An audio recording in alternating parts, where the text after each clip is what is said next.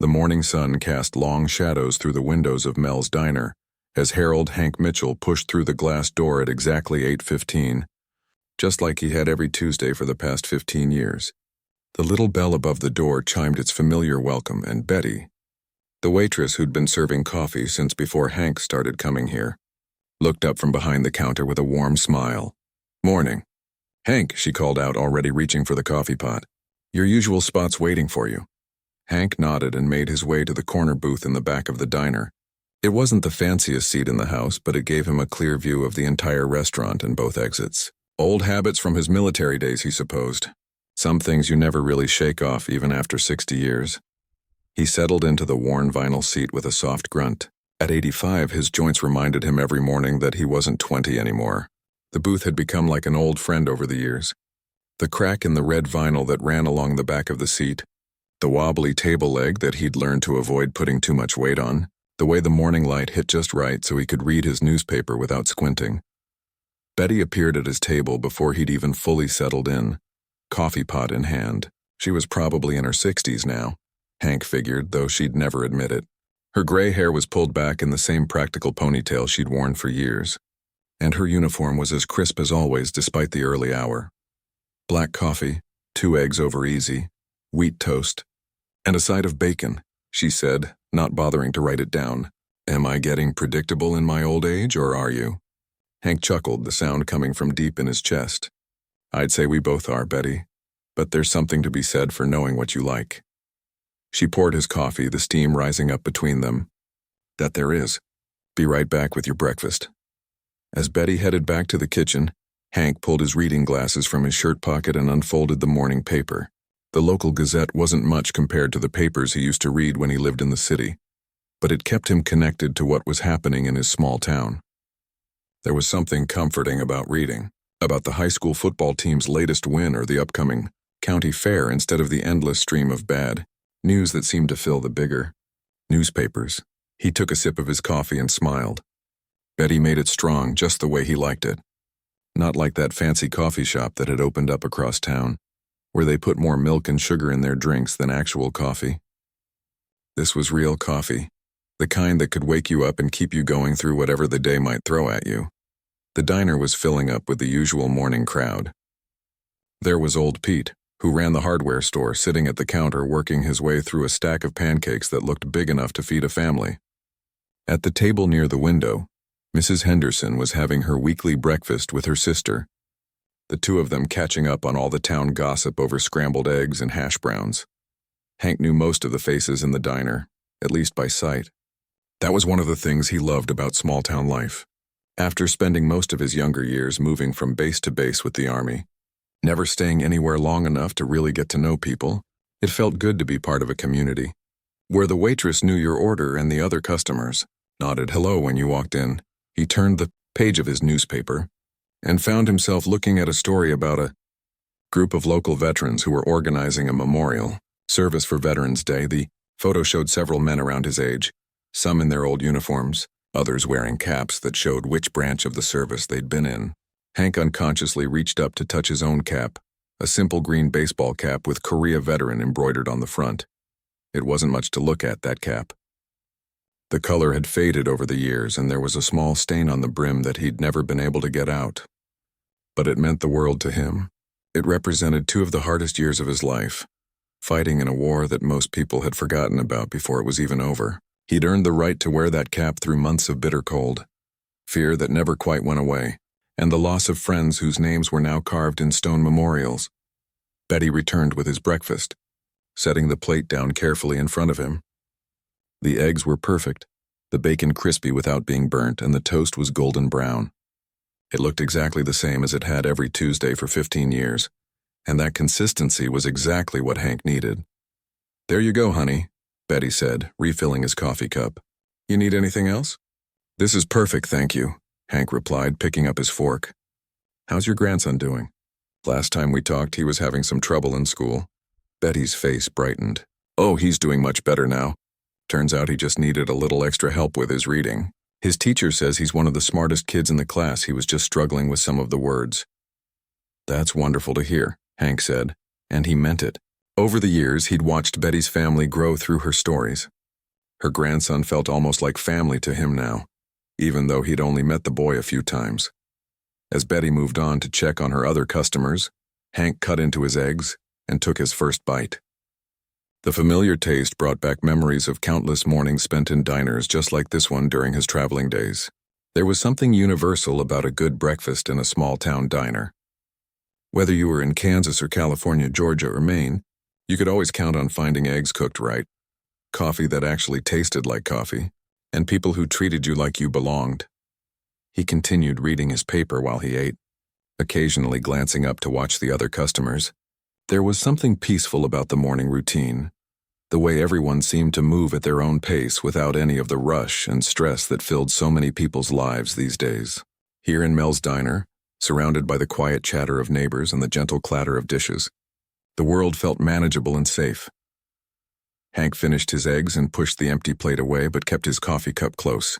This was his favorite part of the morning when breakfast was done, but he wasn't ready to leave yet. He'd sit here for another 20 minutes or so, finishing his coffee and his newspaper, watching the world wake up around him. He had no way of knowing that this peaceful Tuesday morning was about to take a turn that would change everything. In just a few minutes, his quiet corner of the world would be invaded by trouble he never saw coming. The morning quiet was broken by the sound of the diner door slamming open with more force than necessary. The little bell above it didn't just chime this time. It rattled violently as three young men walked in like they owned the place. Hank looked up from his newspaper, his military instincts automatically sizing up the newcomers.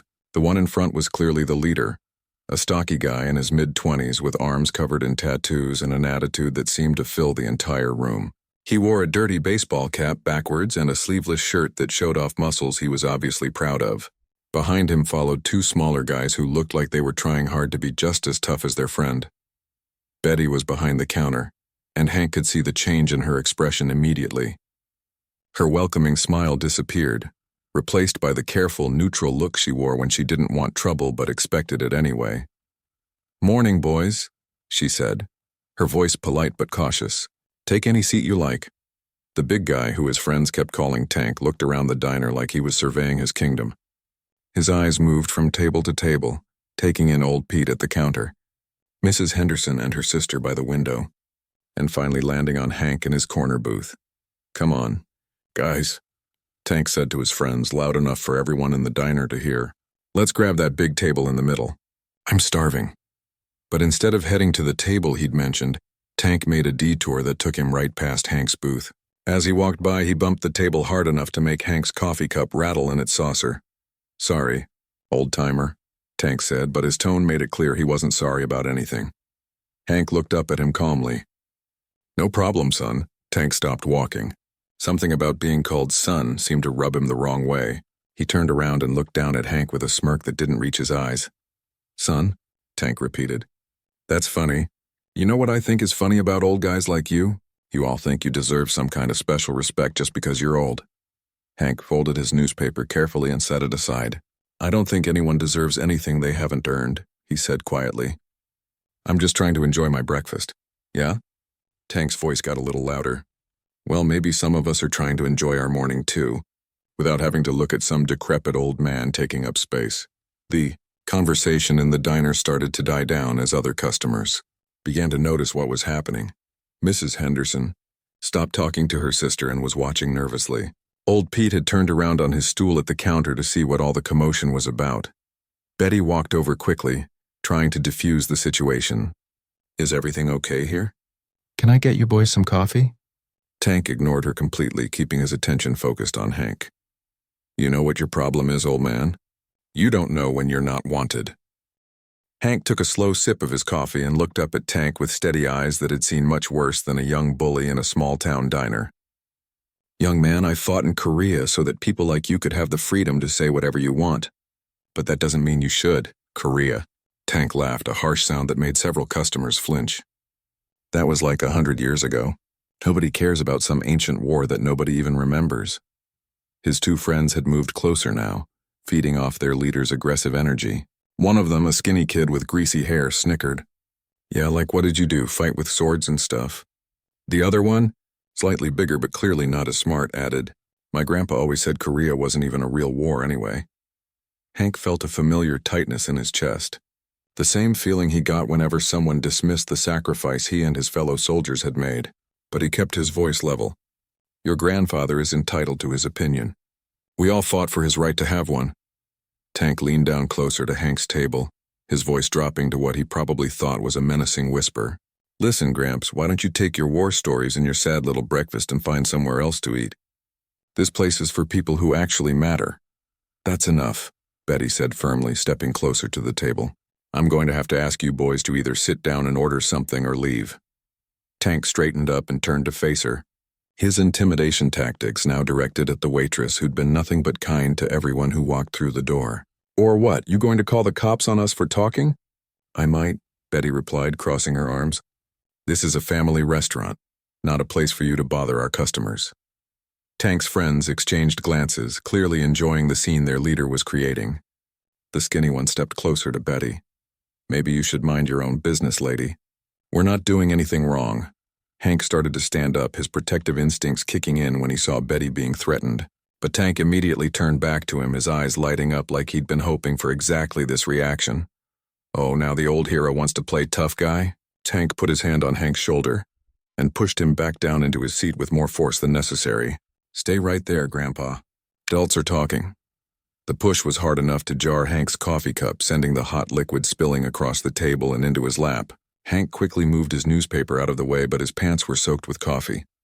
Oops, Tank said with mock concern. Looks like someone's having trouble holding on to their coffee. Maybe you should stick to milk from now on. His friends laughed like it was the funniest thing they'd ever seen.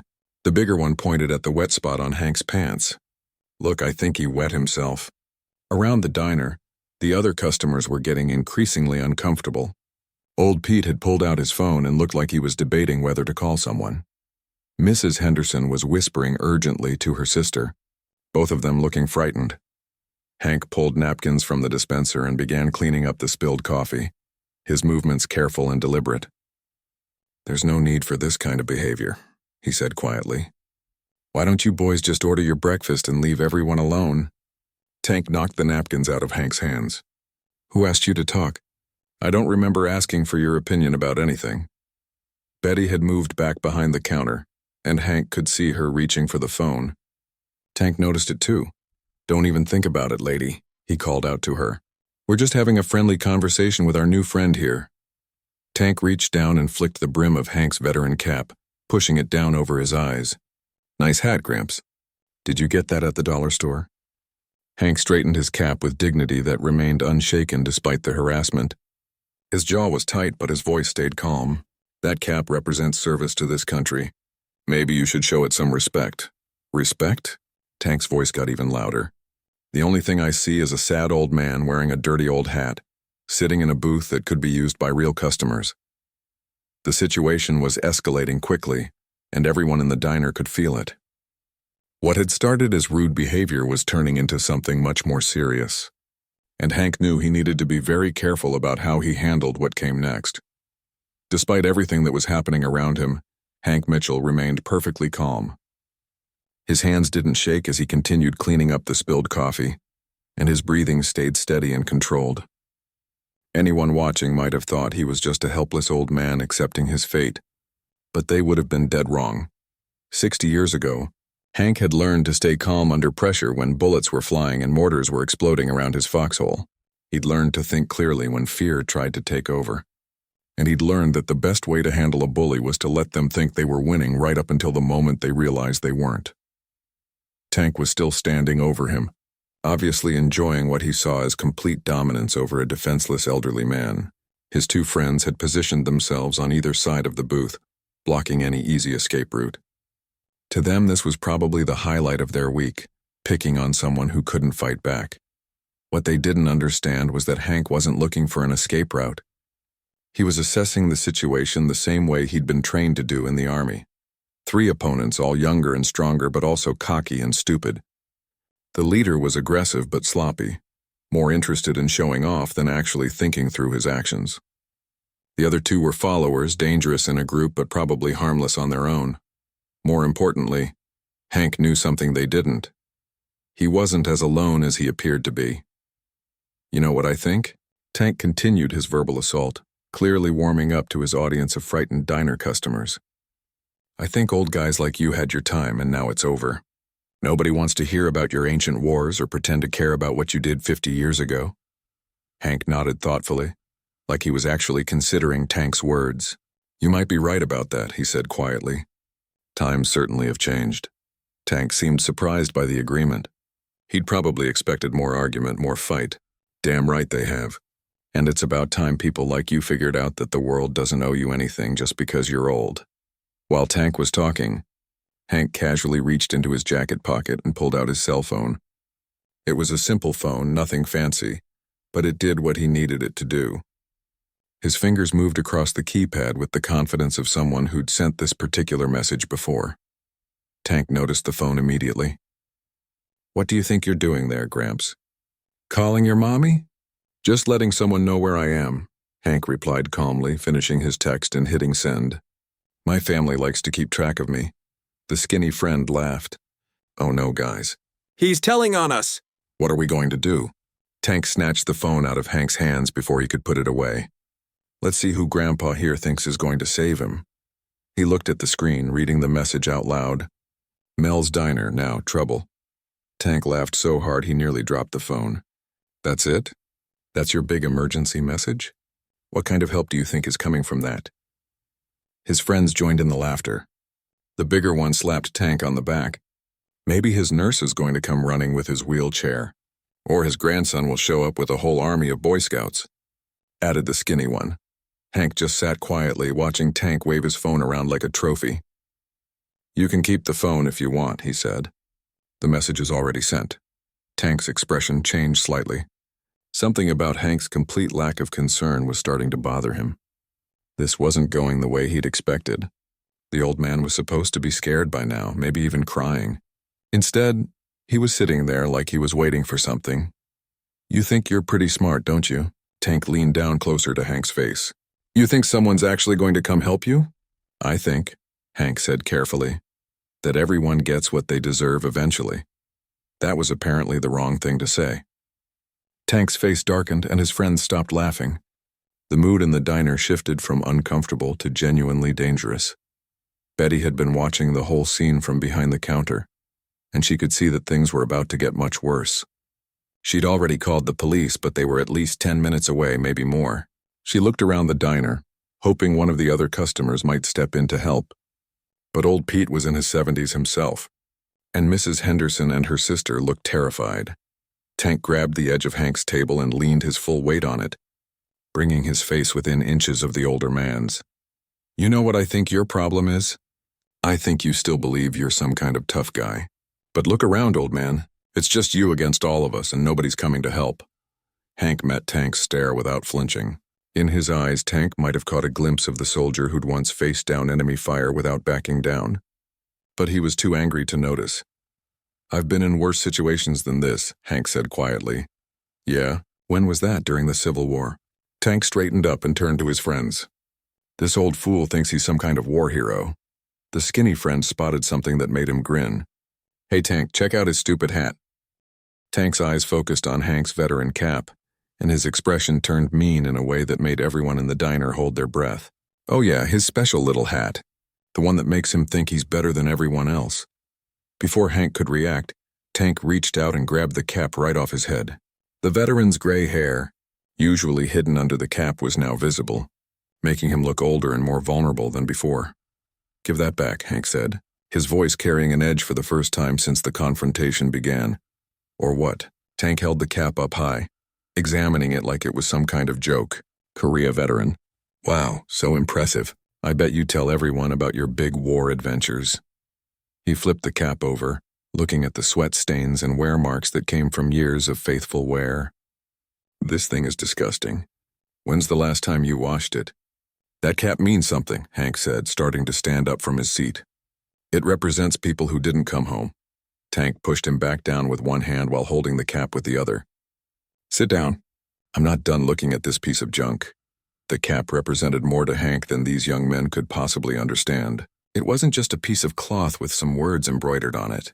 It was a connection to the brothers he'd served with, many of whom never made it home.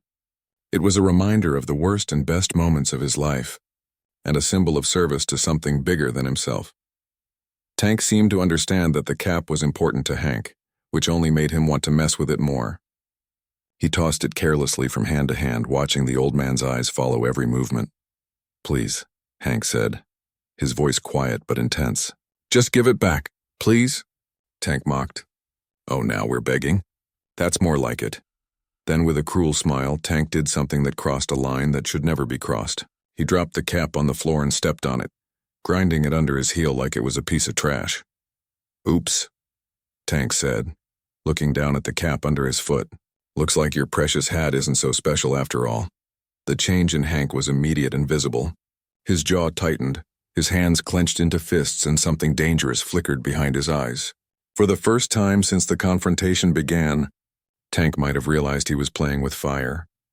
Outside in the parking lot, the distant rumble of motorcycle engines was just becoming audible, but nobody in the diner had noticed it yet.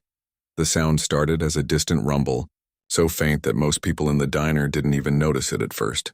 But Hank heard it, and for the first time since this whole mess began, a small smile played at the corners of his mouth.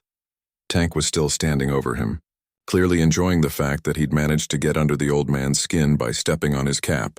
His two friends were snickering and making jokes about how pathetic it was to see someone get so upset over just a hat. They had no idea that the sound growing louder outside was about to change everything. Betty heard it next. She was behind the counter, still holding the phone she'd used to call the police, when the rumbling sound made her look toward the front windows. Her eyes widened as she saw the first motorcycle pull into the parking lot, followed by another, then another. "Oh my," she whispered to herself. But in the small diner, several customers heard her. Old Pete turned on his stool to see what she was looking at, and his jaw dropped. Mrs. Henderson and her sister stopped their worried whispering and stared out the window in amazement. One by one, motorcycles were filling up the parking lot of Mel's diner. Big, loud, impressive machines ridden by people who clearly weren't here for the Tuesday morning breakfast special. Tank finally noticed that everyone was looking toward the windows. "What's everyone staring at?" he asked, turning around to see what had captured their attention. When he saw the motorcycles, his first reaction was to laugh. "Oh, this is perfect. Looks like we've got some wannabe tough guys showing up. This day just keeps getting better." His skinny friend walked over to the window to get a better look. "Wow, there's a lot of them. Must be some kind of bike club or something." "Yeah, well, they can wait their turn," Tank said, turning back to Hank. "We're not done here yet." But Hank was watching the parking lot with interest, counting the motorcycles as they arrived. 1, 2, 5, 8, 12 bikes total. Right on time, just like he'd expected. His son had taught his crew well about responding quickly when family needed help. The engines went quiet one by one, and through the windows everyone could see the riders getting off their bikes. They moved with a kind of coordination that suggested this wasn't just a random group of motorcycle enthusiasts out for a morning ride. These were people who'd worked together before, people who knew how to move as a unit. Tank's bigger friend was still at the window, and his expression was starting to change from amusement to something else. Tank? You might want to see this." "And see what?" Tank was getting annoyed that his audience was paying attention to something other than his harassment of the old man. These guys look pretty serious, and they're all wearing the same kind of jackets. Now Tank was curious enough to walk over to the window himself. What he saw made him pause for the first time since he'd walked into the diner. The motorcycle riders weren't just random bikers. They were all wearing matching leather vests with patches that clearly marked them as members of an organized club. And they were all looking toward the diner with the kind of focus that suggested they had specific business here. "So what?" Tank said, but his voice had lost some of its cockiness. "It's probably just some old guys playing dress-up. What are they going to do? Bore us to death with stories about their bikes?" Hank cleared his throat softly. "You might want to pick up my hat now." Tank spun around, his face flushed with anger. "I'll pick up your hat when I'm good and ready, old man. Don't you dare try to tell me what to do." But even as he said it, Tank's eyes kept drifting back toward the window.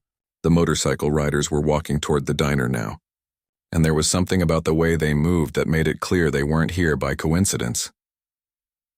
The leader of the group reached the diner door first. He was a big man, probably in his 50s, with graying hair and a full beard. His leather vest was covered with patches that told stories of long rides in distant places. But what stood out most was the way he carried himself. This wasn't someone who just played at being tough on weekends. This was someone who'd earned his reputation through years of living up to it. When the door opened, the little bell above it seemed ridiculously small and cheerful compared to the presence of the man who walked in. He stopped just inside the entrance and let his eyes scan the diner, taking in the scene. His gaze moved past the frightened customers, past Betty behind the counter, and came to rest on the corner booth where his father was sitting. Tank was still standing over Hank. But something about the newcomer's presence made him take a step back. "Who are you supposed to be?" he asked, trying to sound tough but failing to hide the nervousness in his voice. The big man didn't answer immediately. Instead, he walked slowly across the diner, his heavy boots making solid sounds on the linoleum floor. Behind him, 11 more motorcycle riders filed in through the door, each one adding to the sudden change in atmosphere. Tank's friends moved closer to their leader, suddenly feeling like they needed the protection of numbers. The skinny one whispered, "Maybe we should get out of here." "We're not going anywhere," Tank replied. But he didn't sound as confident as he had 5 minutes ago. The lead biker stopped in front of Hank's table and looked down at his father with concern. "Dad, you okay?" The single word hit the room like a thunderbolt. "Dad?" Tank's face went white as he realized what he'd just heard. This wasn't some random group of bikers who'd happened to show up. This was family. Hank looked up at his son with the same calm expression he'd maintained throughout the entire confrontation. "I'm fine, Mike, just having a little disagreement with these young men about respect." Mike's eyes moved from his father to Tank, then down to the veteran's cap still lying on the floor where Tank had stepped on it. When he looked back up at Tank, his expression had changed from concern to something much more dangerous. "You're going to want to pick that up," Mike said quietly. Tank's mouth opened and closed like a fish out of water. All his bravado from earlier had evaporated the moment he realized he'd been bullying someone whose son had just arrived with 11 friends, all of whom looked like they'd learned their fighting skills in places a lot more serious than small-town parking lots. Tank started to say something, but the words wouldn't come out right. Mike took a step closer and Tank automatically backed up. "That hat belongs to a man who earned it fighting for this country. He served 2 tours in Korea and came home with medals for courage. And you thought it would be funny to step on it?" Around the diner, the other customers were watching in fascination. This wasn't the kind of excitement they usually saw on a Tuesday morning, but they could all sense that justice was about to be served in a way the local police never could have managed. Tank looked around desperately, searching for some way out of the situation he'd created. His 2 friends had quietly moved as far away from him as they could get, clearly not wanting to be associated with whatever was about to happen to their leader. "Look, man," Tank said, his voice cracking slightly. "We were just joking around. No harm done, right?" Mike looked at his father, then back at Tank. "No harm done? You mean besides disrespecting a veteran, ruining his breakfast and stepping on a symbol that represents the sacrifice of thousands of American soldiers?" Tank's hands were shaking now as he realized the full weight of what he'd done. Mike Mitchell stood perfectly still for a moment, letting the weight of the situation sink in for everyone in the diner. Behind him, his 11 club members had spread out in a semicircle, not threatening anyone but making it very clear that Tank was completely surrounded. The silence stretched on until you could practically hear people's heartbeats. Finally, Mike spoke again, his voice low and controlled. "My father served 2 tours of duty in Korea. He was 19 years old when he first got off that transport ship and saw what war really looked like. He spent 2 years of his life in foxholes watching friends die, fighting for people he'd never meet in a country most folks couldn't find on a map." Tank was sweating now, beads of moisture forming on his forehead despite the air conditioning in the diner. He kept looking toward the door like he was calculating whether he could make a run for it, but the bikers had positioned themselves to block every exit. "He came home with a Purple Heart and 2 Bronze Stars," Mike continued, never taking his eyes off Tank. "But more than that, he came home with the knowledge that he'd done his duty when his country called. That hat you stepped on represents all of that." Hank remained seated in his booth, watching his son handle the situation with quiet pride. This was exactly why he'd sent that text message. Not because he couldn't handle Tank himself, but because some lessons needed to be taught by more than one person. One of Mike's club members, a weathered man with gray hair and arms covered in military tattoos, stepped forward. "I'm Bobby," he said to Tank, his voice gravelly from years of riding in the wind. "I served in Vietnam. Lost a lot of good friends over there." Another biker joined him. "Chuck, Desert Storm. Still wake up some nights thinking about the guys who didn't make it home." One by one, each member of the motorcycle club identified himself and shared his military service.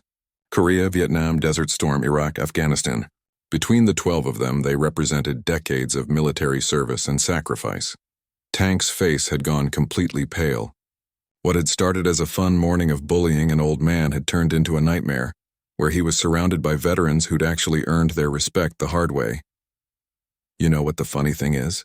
Mike said, crouching down to pick up his father's cap from where Tank had stepped on it. He brushed it off carefully and examined it for damage. "We weren't even supposed to be here today. We were heading out on a ride to the State Veterans Memorial, just like we do every month." He stood up and handed the cap back to his father, who accepted it with a grateful nod and placed it back on his head where it belonged. "But then Dad sent us a message saying he needed help," Mike continued. "And you know what? When a veteran calls for backup, other veterans come running. That's how it works. That's how it's always worked." Tank finally found his voice, though it came out as barely more than a whisper. "Look, I didn't know he was your dad. I didn't know about the military stuff. I was just what?" Mike interrupted. "Just thought it would be fun to pick on an old man.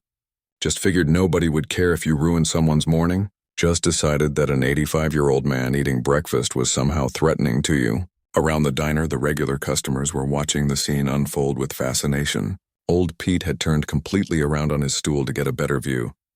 Mrs. Henderson and her sister were whispering excitedly to each other, clearly amazed at the turn of events. Betty walked over from behind the counter carrying a fresh cup of coffee. "Here you go, Hank," she said, setting it down in front of him. "This one's on the house." Then she turned to Mike. "Your father's been coming here every Tuesday for 15 years. He's one of the kindest, most respectful customers we've ever had." "Thank you, Betty," Hank said quietly. "That means a lot." Tank's two friends had backed all the way to the far wall of the diner, clearly wanting to distance themselves from their leader and his poor decision-making. The skinny one whispered urgently, "We should go, man. This is getting way too serious." But Mike had noticed them too.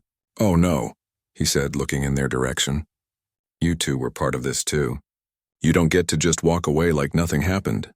The bigger friend raised his hands defensively. "Hey, we didn't do anything." "That was all Tank's idea." "You stood there and laughed while he disrespected a veteran," Bobby said, his voice carrying the authority of someone who'd seen real combat. "That makes you just as guilty." Chuck nodded in agreement. "In the military, we have a saying, you're only as strong as your weakest link. Well, your weakest link just picked a fight with the wrong family." Tank looked around desperately, searching for some way out of the situation. "What do you want from us?" he asked, his voice cracking. "We said we're sorry." Mike looked at his father, who nodded slightly. "Here's what's going to happen," Mike said. "First, you're going to apologize to my father properly. Not because you got caught, not because you're scared, but because you genuinely understand what you did wrong." Tank looked down at Hank, who was sitting calmly in his booth, sipping his fresh coffee. I'm sorry, sir. I was wrong to bother you. I was wrong to step on your hat. I didn't understand what it meant. Do you understand now?" Hank asked quietly. Tank nodded frantically. "Yes, sir. I do." "Good," Hank replied. "Second chances are precious things, son. Don't waste yours." Mike continued with the terms. "Second, you're going to pay for my father's breakfast and leave Betty a $50 tip for having to deal with your behavior." Tank fumbled for his wallet, pulling out bills with shaking hands. "Third," Chuck added, "you're going to volunteer at the local VA hospital every Saturday for the next 6 months. Maybe spending some time with real veterans will teach you something about respect. And fourth," Bobby concluded, "if we ever hear about you bothering anyone else, especially elderly people, we'll be having another conversation. Are we clear?" Tank nodded so hard his head looked like it might fall off. His friends were nodding too, clearly understanding that this was the best outcome they could hope for. Mike walked over to the diner's entrance and held the door open. "Your ride is waiting," he said. The three young men practically ran for the exit. Tank clutching his empty wallet and looking back over his shoulder like he expected to be followed.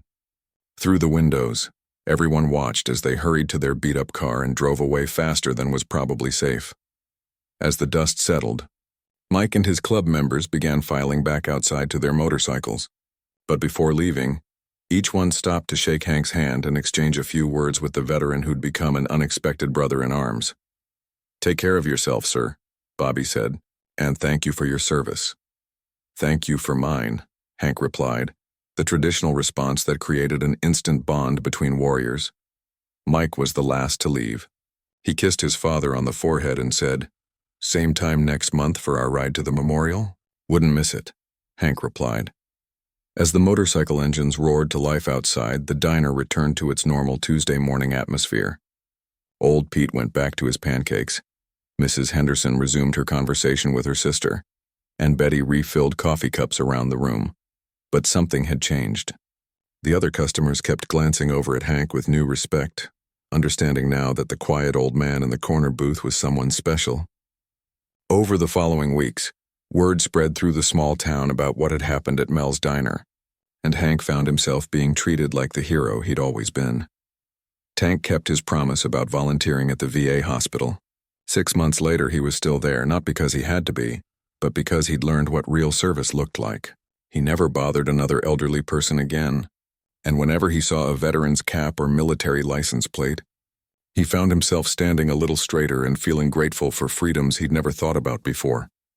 As for Hank, he continued his Tuesday morning routine at Mel's diner, reading his paper and enjoying Betty's coffee.